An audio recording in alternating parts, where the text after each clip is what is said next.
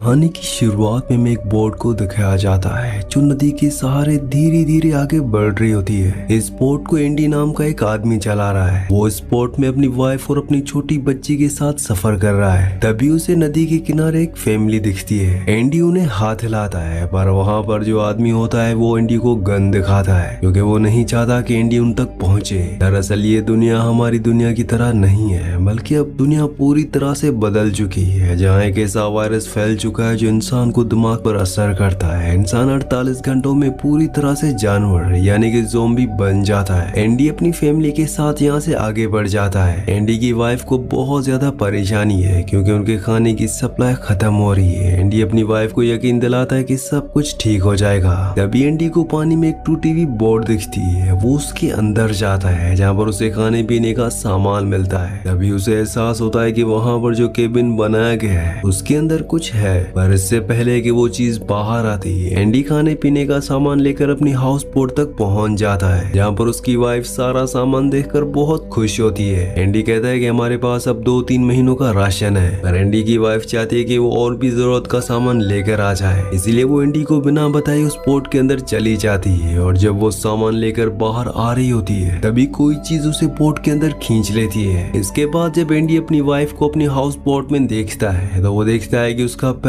पूरी तरह से जख्मी है। ये देखकर वो घबरा जाता है। एंडी की वाइफ चाहती है कि वो बोट से उतरकर कहीं चली जाए क्योंकि वो भी अब इस वायरस से इन्फेक्टेड है, लेकिन एंडी ऐसा नहीं चाहता। वो कहता है कि इस पानी में बहुत सारे ऐसे जीव हैं जिसके बारे में हमें नहीं पता, तुम्हें किसी चीज ने काटा है। एंडी की वाइफ कहती है कि उसकी उंगलियां थी, यानी कि वो एक ज़ोंबी था। इस बात से एंडी को बहुत दुख होता है। वो अपनी वाइफ को कहता है कि तुम्हारे पास 48 घंटे है, तब तक मैं तुम्हें डॉक्टर के पास ले जाऊंगा। हालांकि उसकी वाइफ नहीं चाहती, पर एंडी अपनी वाइफ को किसी भी कीमत पर खोना नहीं चाहता। इसीलिए वो अपनी हाउस बोट को छोड़कर सड़क के रास्ते डॉक्टर तक पहुंचने के लिए सफर तय करता है। रास्ते में इन्हें बहुत सारी गाड़ियां मिलती हैं, जिनमें से एक गाड़ी लेकर ये आगे बढ़ जाते हैं। पर कुछ ही दूर जाने के बाद एंडी की वाइफ की तबीयत खराब होना शुरू हो जाती है, यानी कि वायरस का असर अब उस पर हो रहा है और अब कुछ ही देर बाद वो ज़ॉम्बी बन जाएगी। एंडी की वाइफ चाहती है कि एंडी उसे गाड़ी से उतार दे ताकि एंडी और उसकी बेटी सेफ रह सके, पर एंडी ऐसा नहीं चाहता। वो किसी तरह से उसे मना कर वापस गाड़ी में बैठा देता है और जब वो आगे बढ़ रहे होते हैं तभी उनकी गाड़ी के आगे एक ज़ॉम्बी आ जाता है, जिस वजह से इनका बैलेंस पूरी तरह से आउट हो जाता है और उनकी गाड़ी का एक्सीडेंट हो जाता है। इस एक्सीडेंट में एक लकड़ी एंडी के वाइफ के पेट के आर पार हो जाती है, यानी कि अब वो कुछ ही देर में मरने वाली है। यहाँ पर एंडी को भी काफी चोट लगी होती है, इसीलिए वो बेहोश हो जाता है और जब उसे होश आता है तो वो देखता है कि उसकी वाइफ की बॉडी में पूरी तरह से इन्फेक्शन फैल चुका है, यानी कि वो पूरी तरह से ज़ॉम्बी बन चुकी है। पर अपनी सारी सेंसेस खोने से पहले उसने दरवाजे पर लिखा होता है कि सेव हर, यानी कि उसने अपने हस्बैंड को अपनी बेटी को बचाने के लिए कहा है। एंडी अपनी छोटी सी बेटी को पीछे से उठाने के लिए हाथ पीछे की तरफ बढ़ाता है और तभी उसकी वाइफ उसके हाथ में काट लेती है। एंडी किसी तरह से अपनी बेटी को गाड़ी से बाहर निकालता है। वो पूरी तरह से टूट चुका है क्योंकि उसने अपनी वाइफ को खो दिया। साथ ही साथ 48 घंटों में इस वायरस का असर उसकी बॉडी में पूरी तरह से फैल जाएगा। उसे नहीं पता कि उसके बाद उसकी बेटी का ध्यान कौन रखेगा। एंडी अपनी घड़ी में 48 घंटों का अलार्म सेट कर देता है। तभी वो देखता है कि वहाँ पर वो आदमी है जो उनकी गाड़ी के आगे आ गया था और जब एंडी उसके पास जाता है तो वो देखता है कि वो पूरी तरह से वायरस से इन्फेक्टेड है। वो एक लकड़ी उठा लेता है। तभी वहाँ पर एक लड़की आती है जिसका नाम थूमी होता है। एक एवरिजिनल लड़की है, यानी कि ये ऑस्ट्रेलिया के आदिवासियों में से एक है। वो एंडी को कहती है कि मेरे फादर को नुकसान मत पहुँचाना। दरअसल जो आदमी इन्फेक्टेड हो चुका है ये उसकी बेटी है। उसने अपने फादर के मुंह को पूरी तरह से बांधा हुआ होता है ताकि वो किसी का खून ना पिए। वो लड़की अपने हाथ को काटती है और जब उसका खून निकलता है तो वो उसे एक पेड़ पर लगा देती है। ये देखने के बाद उस लड़की के फादर जो इन्फेक्टेड है वो पेड़ पर जाकर उसे चाटना शुरू कर देते हैं और इस तरह से वो अपने फादर को डायरेक्शन देती है। जहाँ वो जाती है उसके फादर उसी तरफ जाते हैं। एंडी भी अपनी बेटी को लेकर यहाँ से निकल जाता है और जब वो रास्ते में आगे जा रहा होता है तभी वहाँ पर एक स्ट्रीट लाइट जलती है और एंडी समझ जाता है कि अंदर कोई ना कोई है। ये एक स्कूल होता है। एंडी स्कूल के अंदर जाता है है जहाँ पर एक लेडी बैठी होती है। वो एंडी के जख्म पर मरहम लगाती है और एंडी को कहती है कि तुम आज रात को यहीं पर रुक सकते हो। एंडी जब रात को वहाँ पर रुका होता है तभी वो देखता है कि सामने कुछ आदिवासी आग लगा रहे हैं। उन्हीं में एक लेडी होती है जो थूमी थूमी आवाज लगा रही होती है। थूमी वही बच्ची होती है जो एंडी को मिली थी, जो अपने फादर को जो ज़ॉम्बी बन चुके हैं उसे अपने साथ ले गई थी। और ये लेडी उसी की मॉम होती है जो अपनी बेटी थूमी को ढूंढ रही होती है। वहीं दूसरी तरफ थूमी को दिखाया जाता है कि उसने अपने फादर को जमीन में गाड़ कर एक जगह छुपाया होता है। वो जानती है कि अगर उसके फादर को लोगों ने देखा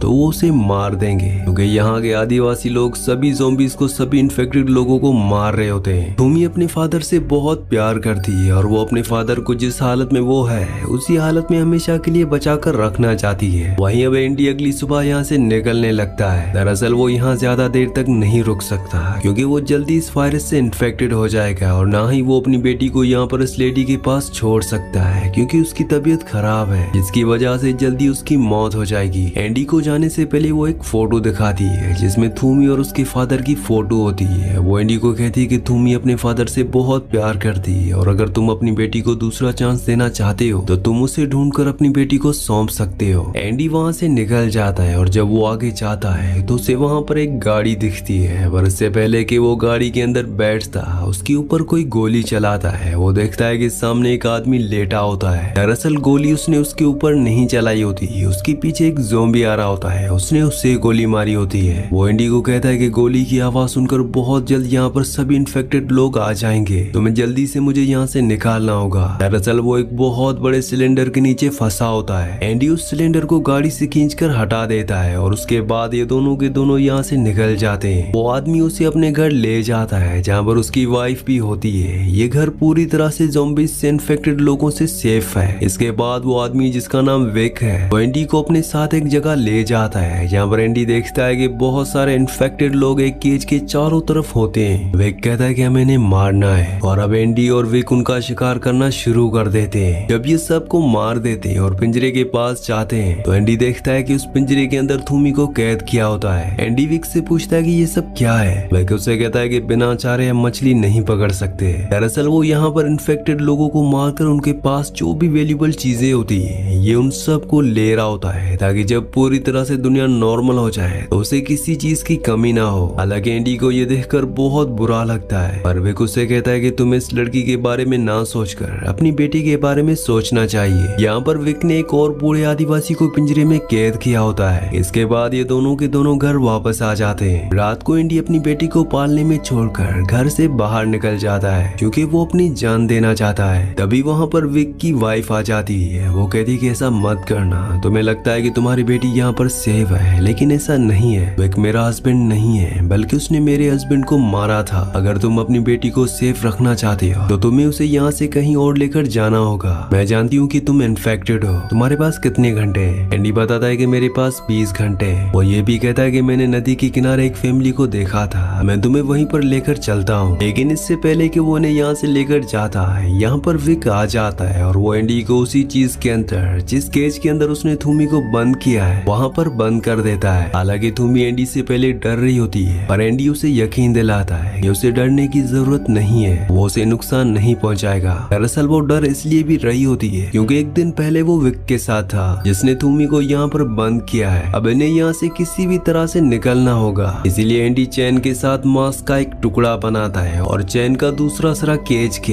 यानी कि पिंजरे के दरवाजे के ऊपर बांध देता है। वो मांस के टुकड़े को दूर फेंक देता है। तब वहाँ पर जितने भी इन्फेक्टेड लोग होते हैं वो सब के सब उस मांस के टुकड़े पर झपटते हैं। वो चैन खींचना शुरू करते हैं जिस वजह से दरवाजा खुल जाता है और थूमी और एंडी यहाँ से भागकर सीधा उस जगह पहुंच जाते हैं जहाँ पर एंडी की बेटी है, यानी कि विक के घर पर। वो लॉरेन को, जिसे विक अपनी वाइफ कहता है, और अपनी बेटी को वहाँ से लेकर बाहर निकल जाता है। लेकिन तब तक विक की नींद खुल जाती है और इससे पहले कि वो एंडी को गोली मारता, लॉरेन एंडी और थूमी के आगे आ जाती है जिससे उसे गोली लग जाती है और उसकी मौत हो जाती है। एंडी अपनी बेटी और थूमी के साथ यहाँ से भागने में कामयाब हो जाता है। हालांकि विक इनका पीछा भी करता है, लेकिन वो तीनों के तीनों कहीं छुप जाते हैं, इसलिए विक को मायूस होकर वहाँ से लौटना पड़ता है। अगली सुबह थूमी उस पेड़ के पास जाती है जहाँ पर उसने अपने फादर को छोड़ा था। वहाँ वो देखती है कि उसके फादर पेड़ पर लकड़ी के चारों तरफ फंसे हुए हैं, उनकी मौत हो चुकी है। अपने फादर की मौत से से थूमी पूरी तरह से टूट जाती है। उसे बहुत दुख होता है। हालांकि एंडी उसे समझाने की कोशिश भी करता है कि तुम्हारे फादर तो पहले ही मर चुके थे, पर वो उनकी कोई बात नहीं सुनना चाहती।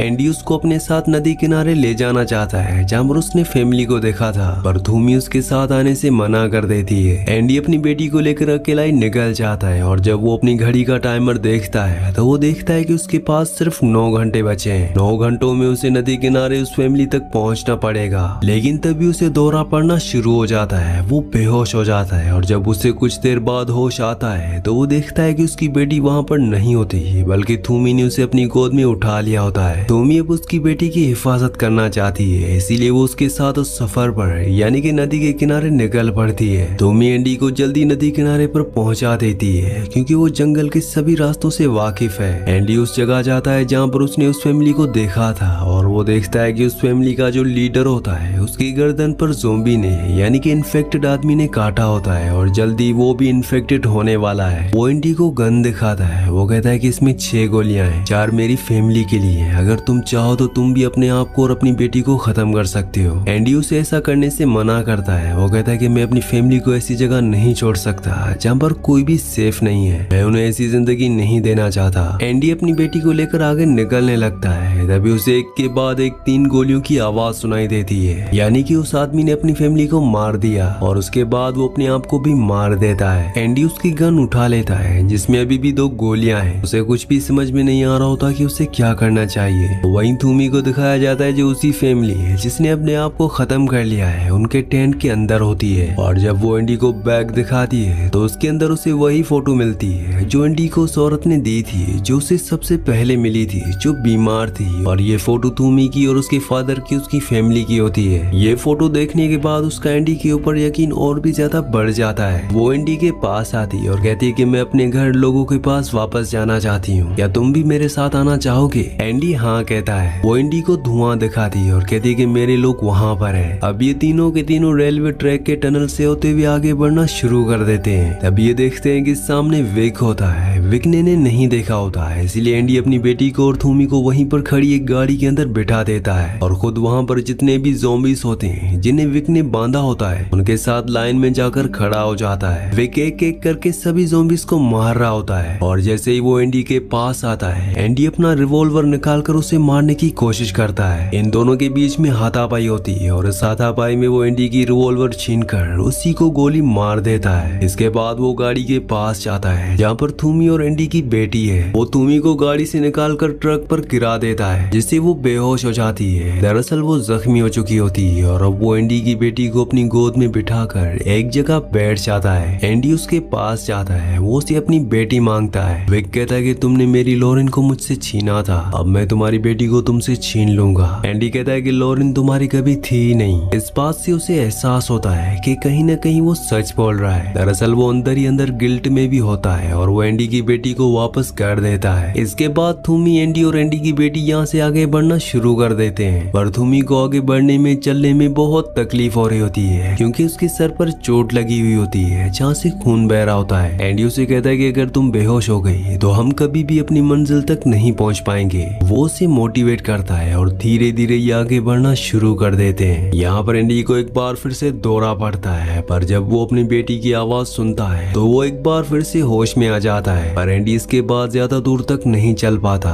वो घुटनों के बल जमीन पर गिर जाता है। वो थूमी से कहता है कि तुम्हें वादा करना होगा कि तुम हमेशा मेरी बेटी का ध्यान रखोगी। थूमी कहती है कि मैं वादा करती हूँ। एंडी अब जानता है कि उसका आखिरी वक्त आ गया है, अब उसे अपनी बेटी को अलविदा कहना होगा। वो उसके माथे को चूमता है और थूमी से एक बॉक्स मांगता है जिसके अंदर हाथों को बांधने का एक फंदा होता है। वहीं दूसरी तरफ ये दिखाया जाता है जिस तरफ धुआं उठ रहा होता है वहाँ पर थूमी की मॉम और उसके कबीले वाले ज़ॉम्बीज को मार रहे होते हैं। और यहाँ पर ये धुआं इसलिए उठ रहा होता है क्योंकि ये उन्हें जला रहे होते हैं। और तभी धुएं को चीरते हुए एंडी बाहर निकलता है जिसकी पीठ पर उसकी बेटी और थूमी दोनों होते हैं। वो उन दोनों को अपनी पीठ पर लटका कर आगे लाता है। दरअसल एंडी ने थूमी को एक लकड़ी का टुकड़ा दिया होता है जिस पर मांस बंधा हुआ होता है। वो जानता है कि ज़ॉम्बीज मांस से अट्रैक्ट होते हैं और जिस भी तरफ थूमी मांस के टुकड़े को डायरेक्शन देती है एंडी उसी तरफ चलना शुरू कर देता है। और इस तरह से ये तीनों के तीनों कबीले तक यानी कि सेफ जगह तक पहुंच जाते हैं। थूमी ने एंडी का हाथ पकड़ा हुआ होता है, हालांकि वो पूरी तरह से ज़ॉम्बी बन बन चुका है। दरअसल एंडी ने अपने मुंह के अंदर कुछ डाल दिया था ताकि वो चाहकर भी किसी को अपने दांतों से काट ना पाए। यहाँ पर अब कबीले वालों को एंडी को मारना होगा। वो उसे भाले से मार देते हैं। थूमी और उसकी मॉम एंडी की बेटी अब अपना लेते हैं। एंडी ने उस होली चौक से, जो आदिवासियों के लिए होली है, उसे अपनी बेटी के पेट पर थैंक यू लिखा होता है। और आखिर में ये दिखाया जाता है कि एंडी की बेटी को ये लोग कबीले ले जाते हैं। साथ ही एंडी का पूरी इज्जत के साथ फ्यूनरल करते हैं, उसी तरह से जिस तरह से थूमी के फादर को दिया गया था। इसी सीन के साथ इस मूवी का, इस कहानी का एंड हो जाता है। अगली कहानी आप किस मूवी पर सुनना चाहते हैं मुझे नीचे कमेंट्स में जरूर बताना, क्योंकि मैं आपके कमेंट्स पढ़ता हूँ। और